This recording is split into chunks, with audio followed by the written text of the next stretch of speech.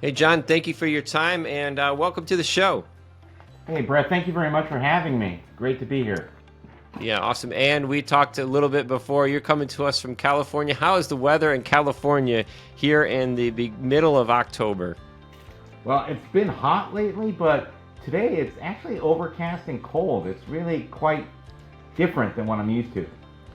Interesting, interesting. Yeah, a little chilly here as well too. I gotta get a sweatshirt on myself, but hey, cannot complain. The sun is shining, my lights come on, and the toilet's flush every time I move that little lever down. So I'm pretty happy these days.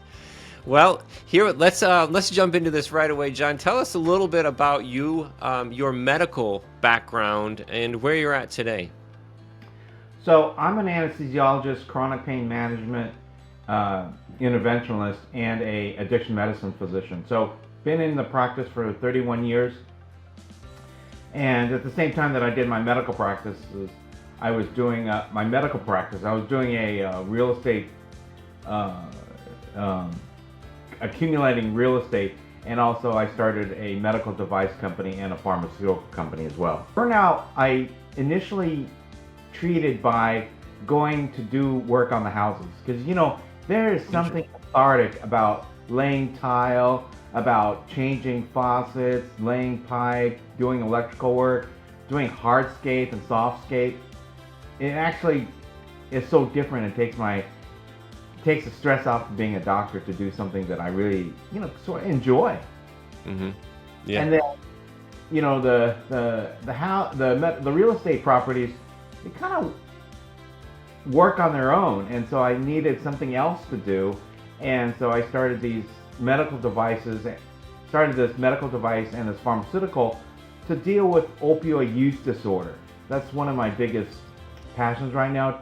Rather than helping 5 or 6 people a day in anesthesia, I'm really trying to help hopefully millions of people. iPill is a hardware software communication company. It's a mechatronic company. So essentially, the problem is 75% of people do not take their prescribed medicines correctly. And that causes 125,000 deaths per year at $290 billion in additional costs. When Wow. you add opioids to that, it's $1.5 trillion a year, and about 100,000 deaths occur from overdoses per year. And of those opioid overdose deaths, 88% are from fentanyl or fentanyl derivatives, which are illicit at this point. For real estate, I got really lucky. So it started off with me using real estate as a hobby to release the stress from being a doctor. Well, I kept the houses because I noticed that passive income flow is how most people retire comfortably. And so I was always thinking about retirement. And the real estate provides a large amount of passive income flows, a large amount of deductions, and really it's helped support these two companies. I put $1 million into my own retirement money into iPill, and $1 million into Kiwi Pharma. So the way I spend my time is by whatever needs to be done. I actually feel like a fireman because I'm always putting fires out. Yeah. So that's kind of what I do. And it's interesting because one of the easiest things I do in my job is to write a prescription. The most difficult part is determining whether a patient takes a prescribed medication as directed or not. So one day I hadn't eaten anything all day, and I went to my bank ATM to get money to eat fast food. Terrible. But I Mhm. hadn't eaten anything, and I couldn't get any money out. So I had to use my phone to connect to my bank to figure out how come I couldn't get money out. And it just dawned on me, why don't I use this for pills at home? Yep. Because that way I can make sure only the prescription holder has access to pills at only the prescribed dose and time. So in thinking like a person who is has opioid use disorder, I can make that happen. And I can destroy the tablets in the dispenser itself immediately or at the end of 30 days, so no one else in the household can get access and no one else can accidentally overdose and die. I'll tell you something kind of funny, but being a doctor, I thought I was really smart. Going into business, I found out very quickly I'm really not that smart. I had to Yeah. learn about business, financial models, TAM, SAM, SOM. I had to learn about regulatory. I had to learn about IP protection or patents. I had to learn about FDA, DEA, anything you can imagine that associates with opioids, I had to learn. Wow. Wow. You said Tam Sam Psalm. What is that? Oh, I didn't go to business school, but the people who I was trying to get to invest in the company, they would always ask me, what's the total addressable market?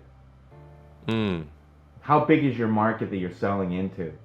And then right. how big is the addressable market, and how big is the attainable market?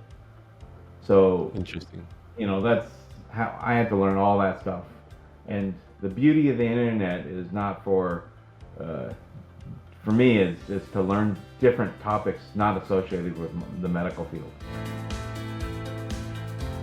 Between San Francisco, San Diego, Riverside, LA, Orange County, um, I have people that work for me, but I do manage quite a number of them. In fact, Nice. one of my good friends, who is also a doctor, he saw a toilet in my car after we were playing golf. And he said, "What are you doing? Are you changing a toilet in your house?" "No, I'm changing a toilet in a rental house." And he Yeah. would say, "Why are you doing such a thing? Because you can just hire someone to do it." Well, it's also cathartic. I work maybe 100 hours a week in medicine, and you're tired. But if you just go home and go to sleep, it's the same day and the same stuff the next day. And Hmm. you put a toilet in, you know, it's something different. It changes my mindset, it changes the rhythm of my day. I'll give you the best example that I did. You see, because I like going around colleges. So UC Merced was new, and the houses up there were between 60 to 80,000 per house, and it's right around a college. And many people in the area are of low income, so I was doing Section 8s. Section Hmm. 8 is low income housing for a 4-bedroom, two bathroom house that was being sold for 80,000. This is a while ago. Yeah.